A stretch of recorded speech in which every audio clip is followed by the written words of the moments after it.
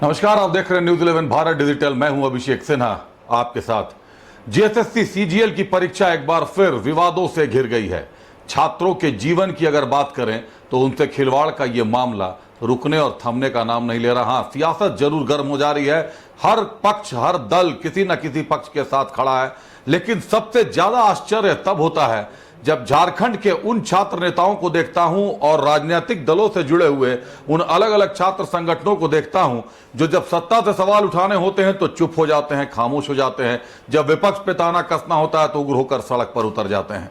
इन दोनों तमाम चक्की के पाटों के बीच में अगर कोई पिस रहा है तो झारखंड के छात्रों का भविष्य पिस रहा है। 2016 की जीएसएससी सीजीएल की परीक्षा है जो 2024 में आउट हुई थी, लेकिन 2024 में इसको पूरा करने के लिए तमाम तरीके के ताकत का इस्तेमाल किया गया।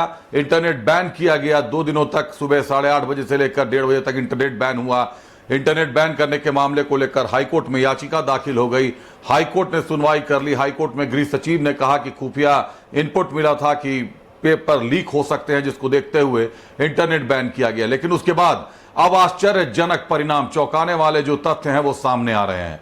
अब तथ्य सामने आ रहे हैं कि प्रश्न पत्रों का एक सेट बना था, हाथ से लिखा हुआ प्रश्न पत्रों का वो सेट था और वो सीक्वेंस वाइज था।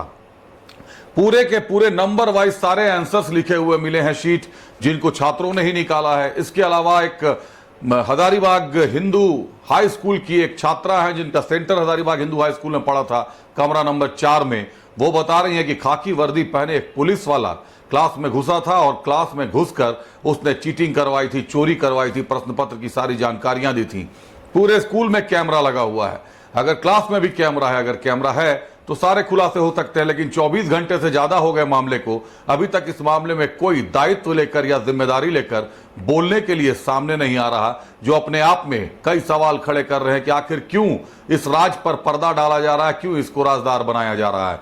दूसरी तरफ छात्र उग्र हो चुके हैं, आज जीएसएससी का घेराव करने के लिए पहुंच गए, लेकिन सबूतों और तथ्यों के साथ गए, क्योंकि कल जीएसएससी के चेयरमैन प्रशांत कुमार ने ये प्रेस कॉन्फ्रेंस करके कहा था कि जिनके पास सबूत हैं, तथ्य हैं, वो लेकर हमारे पास आए तो हम फिर देखेंगे कि क्या किया जा सकता है। परीक्षा बिल्कुल कदाचार मुक्त हुई है। जब आज छात्र वहां सबूत लेकर पहुंचे तो अध्यक्ष महोदय गायब हो गए, उनके जगह पे पुलिस प्रशासन की टीम मौजूद थी। अंदर और बाहर छावनी में तब्दील कर दिया गया जीएसएससी कार्यालय को, और तो और निषेधाज्ञा लगा दिया गया। 100 मीटर की परिधि में निषेधाज्ञा जारी है और 2 अक्टूबर तक जारी रहेगी। गांधी जयंती के दिन तक जारी रहेगी निषेधाज्ञा। अब छात्र वहां प्रदर्शन नहीं कर सकते, छात्र वहां पर किसी तरीके की आवाज बुलंद नहीं कर सकते। लेकिन अगर गलती हुई है, अगर गड़बड़ियां हुई हैं, तो फिर उसकी जांच कौन करेगा? पहले एक बार ग्राफिक्स देख लीजिए, एक बार क्या कुछ हो रहा है, किस तरीके से परीक्षा को लेकर धांधली हुई है, परीक्षा को लेकर छात्र विरोध में हैं और निषेधाज्ञा के क्या क्या नियम लागू हो चुके हैं। पहले देखिए रिपोर्ट। जेएसएससी सीजीएल परीक्षा में एक बार फिर धांधली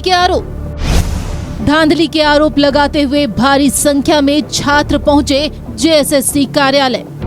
परीक्षा में धांधली के सबूतों के साथ जेएसएससी कार्यालय पहुंचे छात्र। जेएसएससी अध्यक्ष प्रशांत कुमार ने किया था प्रेस कॉन्फ्रेंस में दावा। प्रेस कॉन्फ्रेंस में कहा था जिसके पास सबूत हो वो लेकर आए। सबूतों की जांच के बाद हो सकती है परीक्षा रद्द। जब छात्र पहुंचे सबूत के साथ तो गायब मिले जेएसएससी अध्यक्ष। सबूतों को लेकर पहुंचे छात्रों को देखते हुए जारी हुआ निषेधाज्ञा का तुगलकी फरमान। जेएसएससी कार्यालय की बाउंड्री से 100 मीटर की परिधि में निषेधाज्ञा जारी। बीएनएस की धारा 163 के अंतर्गत प्रदत्त शक्तियों का खुलकर प्रयोग, किसी प्रकार के अस्त्र शस्त्र लेकर निकलने पर प्रतिबंध, किसी प्रकार के हरवे हथियार पर भी प्रतिबंध, सरकारी कार्य में लगे पदाधिकारियों कर्मचारियों के साथ नहीं लागू होंगे नियम, बिना सक्षम पदाधिकारी के अनुमति के नहीं इस्तेमाल हो सकेगा लाउडस्पीकर। 2 अक्टूबर की रात्रि 10 बजे तक जारी रहेगा निषेधाज्ञा। तमाम रिपोर्ट्स आपने देख ली। आप ये देख रहे हैं कि किस तरीके से धांधली का विरोध हो रहा है और विरोध पर निषेधाज्ञा लागू है। लेकिन बात एक बार फिर घूम फिर कर वही है कि आखिर झारखंड के छात्र जाएं तो जाएं कहां। 8 साल के बाद परीक्षा हो रही है और फिर परीक्षा एक बार विवादों के घेरे में आ गई है। सीबीआई जांच की मांग की जा रही है। बताया जा रहा है प्रश्न पत्र लीक हुआ था, नेपाल के काठमांडू में प्रश्न पत्र को रटवाया गया था। ऐसा हम नहीं, बीजेपी के प्रदेश अध्यक्ष बाबूलाल मरांडी का दावा है कि वहां ले जाकर रटवाया गया था। कई जानकारियां छनकर सामने आ रही हैं। अब जांच तो बनता है, जांच राज्य सरकार करवाएगी। क्या फिर से कोई एसआईटी गठित होगा? जो पिछली बार एसआईटी ने इतनी गिरफ्तारियां की, आज तक मुख्य आरोपी गिरफ्तार नहीं हो पाया कि प्रश्न पत्र आखिर लीक किसने किया। ये एसआईटी की सफलता माने कि विफलता माने कि 1 दर्जन गिरफ्तारियों के बाद भी मुख्य आरोपी सामने नहीं आ सका।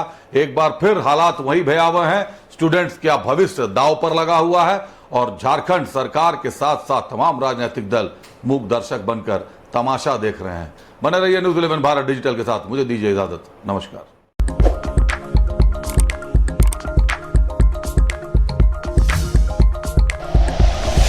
Like and share videos, subscribe करें हमारा चैनल और प्रेस करें बेल आइकॉन। न्यूज़ 11 भारत, सच है तो दिखेगा।